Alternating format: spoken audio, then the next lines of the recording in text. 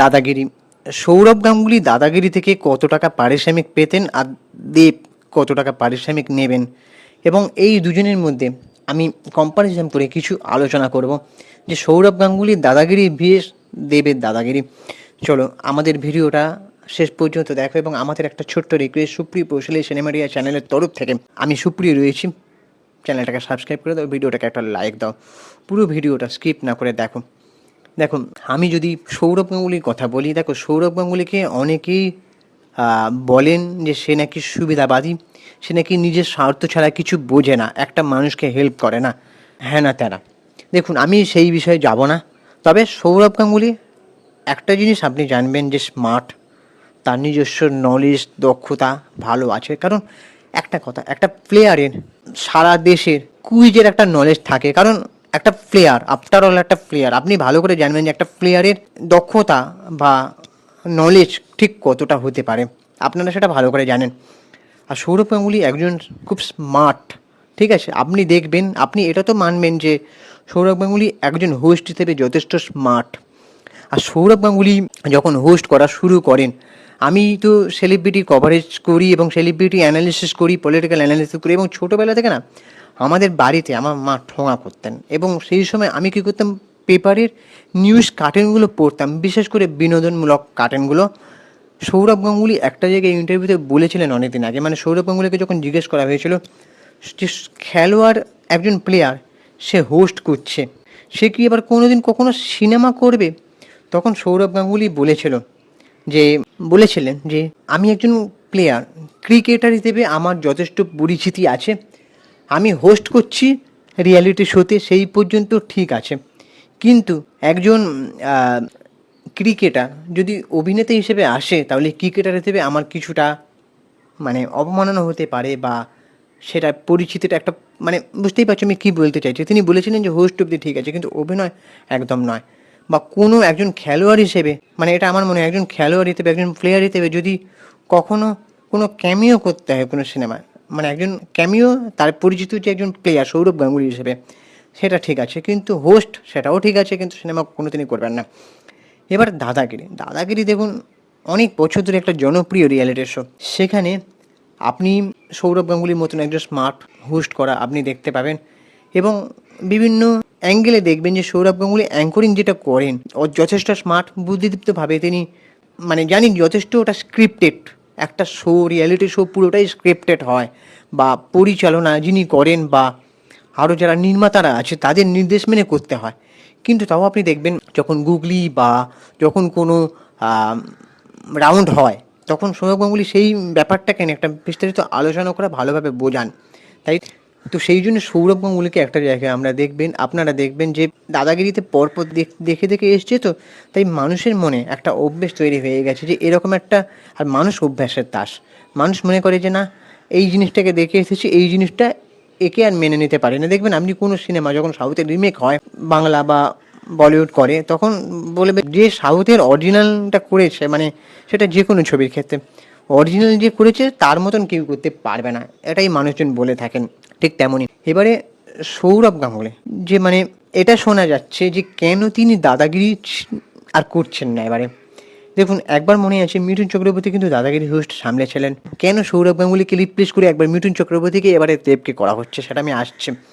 এবারে দেবের সাথে যদি কম্পেয়ার করি, দেখুন দেব একজন অভিনেতা, তার উচ্চারণে অনেকে বলছে জড়তা আছে, এবং সে নাকি ঠিকঠাক উচ্চারণ করতে পারে না, বাংলা বলতে পারে না।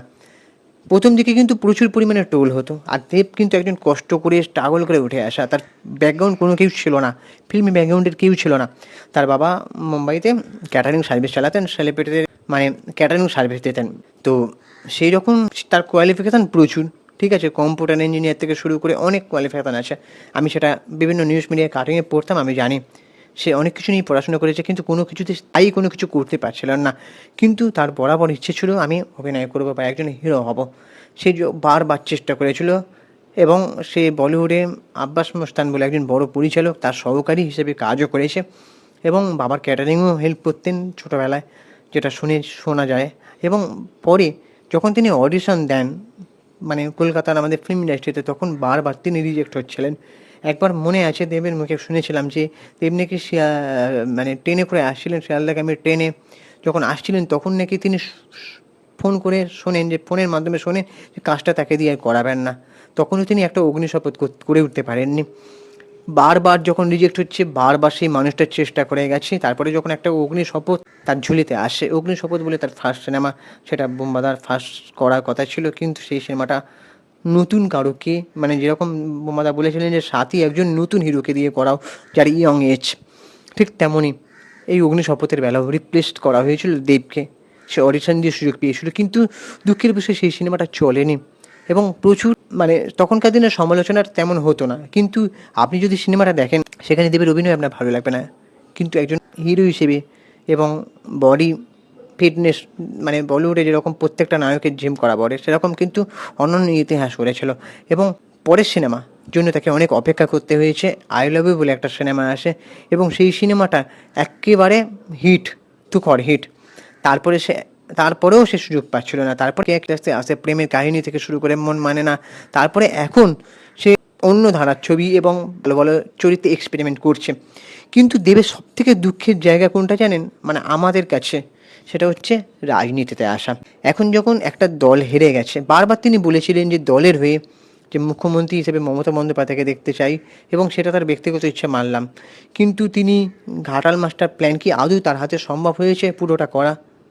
এবং এই যে রাজনীতিতে আসা মানে তারই যে গরুচোর নামে একটা তকমা লেগে গেছে, জানি সেটা প্রমাণ হয়নি হয়তো বা, কিন্তু এই যে অ্যালিগেশনটা লাগানোর সুযোগ তো তারা পেয়ে গেল। রাজনীতিতে আসা মানে আপনার মিথ্যে দোষও আপনার ঘাড়ে পড়বে, এবং আপনি জানেন না যে কখন আপনার উপর দিয়ে কী অ্যাটাক আসতে পারে, কখন আপনার ফোনে কী ফোন আসতে পারে।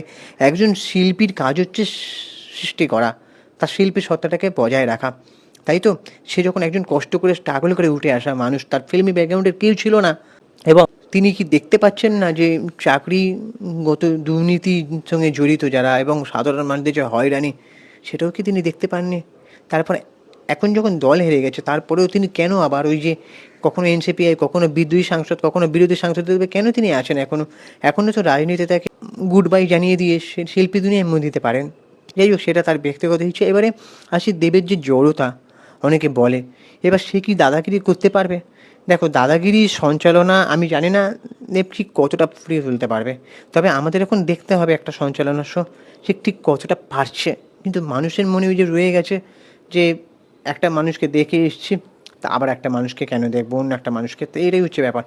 এবারে সৌরভ গাঙ্গুলির কথায় যদি আসে, সৌরভ গাঙ্গুলি কেন দাদাগিরি করতে চাইছেন?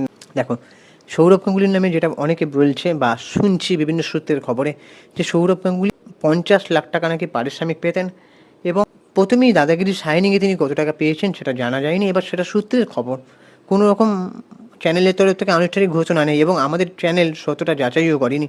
তবে শোনা খবর যে 50 লাখ টাকা হয়তো পারিশ্রমিক নিতেন, এবং 2টি এপিসোডে 1 কোটি টাকা করে নিতেন। যেহেতু তিনি প্লেয়ার, একজন জনপ্রিয় মুখ, এবং যথেষ্ট স্মার্টনেসের সহকারে তিনি এই দাদাগিরি হোস্টের গুরু দায়িত্ব সামলে এসেছেন। এবার শোনা যাচ্ছে স্টার জলসার সাথে তিনি চুক্তিবদ্ধ হয়েছেন যে বাংলার বিগ বস করবেন, এবং সেখানে নাকি হয়তো তিনি পারিশ্রমিক বেশি পাচ্ছেন, এই একটা ব্যাপার।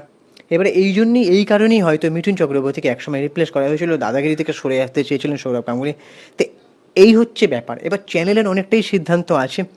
এবারে দেব শোনা যায় যে তিনি নাকি দাদাগিরির ফার্স্ট শাইনিংয়ে একটা মোটা টাকা নিয়েছেন ভালো, এবং আরও নাকি তিনি পার এপিসোডে 8 থেকে 10 লক্ষ টাকা করে নেবেন। এটা সূত্রের খবর জানা যাচ্ছে। আমি আবারও বললাম, এটার কোনো আনুষ্ঠানিক বিবৃতি বা আনুষ্ঠানিক ঘোষণা, অফিসিয়াল অ্যানাউন্সমেন্ট নেই, এটা সূত্রের খবর। এবারে বাকি তোমাদের কী মনে হচ্ছে, যে দাদাগিরি সৌরভ গাঙ্গুলি না দাদাগিরি দেব, কোনটা কী মনে হচ্ছে? এবং সৌরভ গাঙ্গুলি যদি দাদাগিরি না করতে পারেন, তার জায়গায় আর কাকে করলে ভালো হতো আমাদের বাংলা থেকে, বাংলা ইন্ডাস্ট্রি থেকে, বা বাংলার ইন্ডাস্ট্রির বাইরে আর কাকে করলে ভালো হতো? তোমাদের কী মনে হচ্ছে সেটা কমেন্ট করে জানাও, এবং আমাদের ইউটিউব চ্যানেলটাকে সাবস্ক্রাইব করে দাও, আর ভিডিওটাকে লাইক করো, শেয়ার করো, এবং ইনস্টাগ্রামে আমাকে ফলো করো, ইনস্টাগ্রামে সুপ্রিয় পোর্টালে সিনেমিডিয়াস। চলো, টাটা, দেখা হচ্ছে পরের ভিডিওতে।